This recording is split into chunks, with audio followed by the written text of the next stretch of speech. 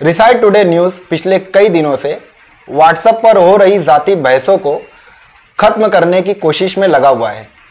इस मुद्दे पर हमने कई सियासी लोगों से बातें की, कई समाजी शख्सियात से मुलाकात की, कई व्हाट्सएप के एडमिनों से बात की, पुलिस डिपार्टमेंट से बात करने की कोशिश की। इसमें हमें कामयाबी भी मिलती नज़र आ रही है।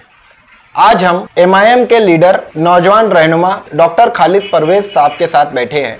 इनसे हम जानने की कोशिश करेंगे कि व्हाट्सएप पर हो रही जाति बहसें किस तरह से खत्म हो सकती हैं। डॉक्टर साहब, आपका रिसाइट टुडे में स्वागत है। व्हाट्सएप जो कि इसका आविष्कार एक मुफीद काम करने के लिए हुआ था, इंसानों को, एक इंसान को दूसरे इंसान के लिए जोड़ने के लिए हुआ था, पर आज हम देख रहे हैं कि इसमें पार्टी का प्रचार ना करते हुए या अपनी अच्छी बात को लोगों तक के ना पहुंचाते हुए इसमें जाति रंजिशें बहुत बढ़ रही हैं। इसमें बात हाथापाई तक के आ चुकी है, कंप्लेन खेला जा रहा है। तो इसको आप या आपकी पार्टी किस तरीके से देखते हैं? पिछले दिनों शहर में व्हाट्सएप ग्रुपों पर देखा गया कि बहुत ज़्यादा बेहुदगी और बहुत ज़्यादा नाज़िबा बातें ग्रुप में सियासी लीडरान के ताल्लुक़ से और उनके वर्कर्स के ताल्लुक़ से हो रही थी, और उसका नतीजा भी सामने आया। पुलिस कंप्लेंट हुई, कुछ लोग इसमें गिरफ़्तार हुए, कुछ लोगों को पुलिस की तरफ से पीसी मिली। मेरा बोलना सिर्फ ये है कि ज़राए अबलाग कोई भी हो, चाहे वो इलेक्ट्रॉनिक मीडिया हो, चाहे प्रिंट मीडिया हो, चाहे सोशल मीडिया हो, ये एक बहुत अच्छा प्लेटफॉर्म है जहाँ पर हम हमारे नज़रियात को रख सकते हैं।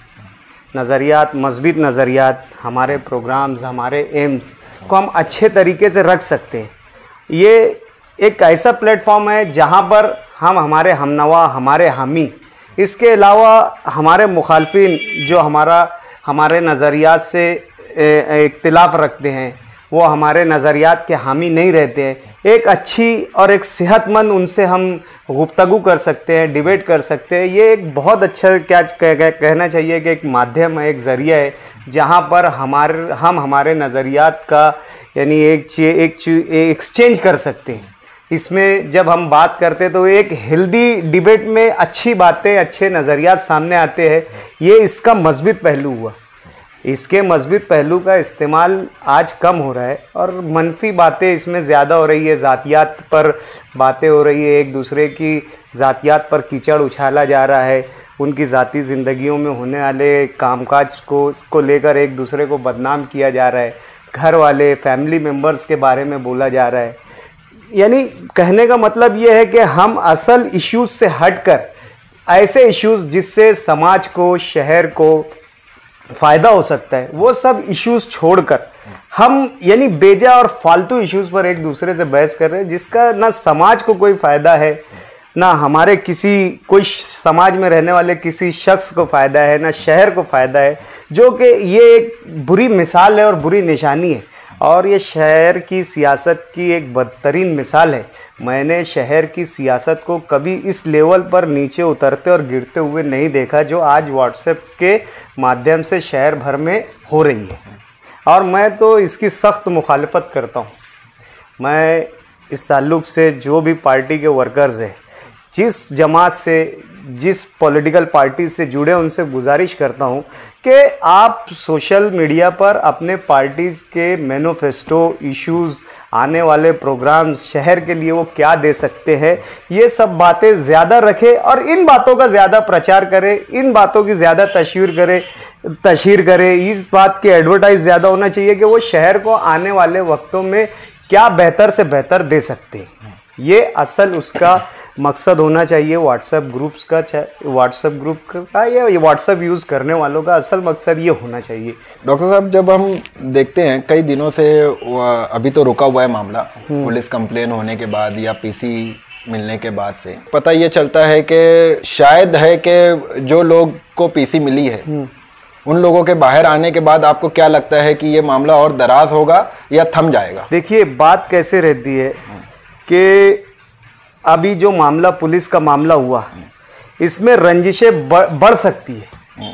हो सकता है कि इसमें जज्बात के यानी बदले के जज्बात ज़्यादा आ जाए, या फिर कोई सबक भी मिले पर ज्यादातर ऐसा होता है कि आज हमें फला ने इस मामले में डाला है तो आगे हम उसको देख लेंगे। मुझे नहीं लगता कि ये चीज़ थमेगी, ये उसका इलाज नहीं था। मेरा इस ताल्लुक से इसका हल तो ये था कि अगर आपको कुछ चीज़ें ऐसी लगती है जो आपके मिजाज के ख़िलाफ़ हो रही है या ज़ाती आप हमला जिस पे आपको महसूस करते, तो शहर के ज़िम्मेदारान को बैठाकर इस चीज़ के इस मसले पर बात करते थे, या बजाते खुद जाकर उन लोगों से ये पहले इस बात की वो करते थे कि यार आप दोबारा ये सब चीज़ें न कहें, ये सब गलत है।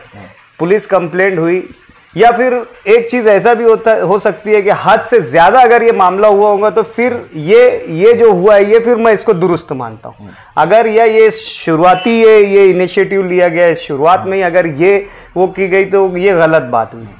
इस पर बैठकर बहरहाल बातचीत कर इस मामले का तस्वीर करना चाहिए। तो आपको क्या लगता है कि सारी पार्टियों के जो लीडर है उनको इस मामले में कम से कम एक प्लेटफॉर्म पे आके या एक कंबाइन कुछ प्रेस नोट या तनकीन करनी चाहिए अपने वर्करों को?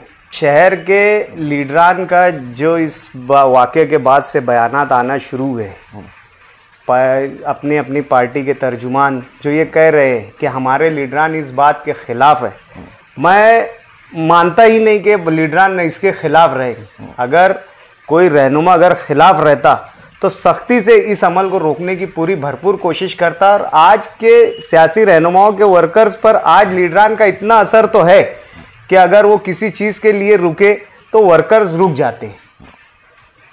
कॉल और फेल में फ़र्क है यहाँ पर। इस बात को लेकर लीडरान को वाकई और सच्ची कोशिश करना चाहिए कि इस तरीके की बहस और मुबाहिसा अपने वर्करों के ज़रिए ना हो, इसके लिए इनकी दिलचस्पी रहना चाहिए। 2014 के बाद से ट्रोल करना, किसी की ज़ातियात को निशाना बनाना, ये पूरे हिंदुस्तान में रिवायत बन गया। जब ये इलेक्शन 2014 में हुआ, ये पूरा इलेक्शन ट्रोल या किसी की ज़ातियात को निशाना बनाकर लड़ा गया, जिसकी चपेट में आया मालेगांव 2018 में। आज ये सिलसिला डॉक्टर खालिद परवेज साहब के कहने के मुताबिक शायद है कि रुक जाए, और हम भी उम्मीद करेंगे कि ये सिलसिला यहाँ पे रुक जाए।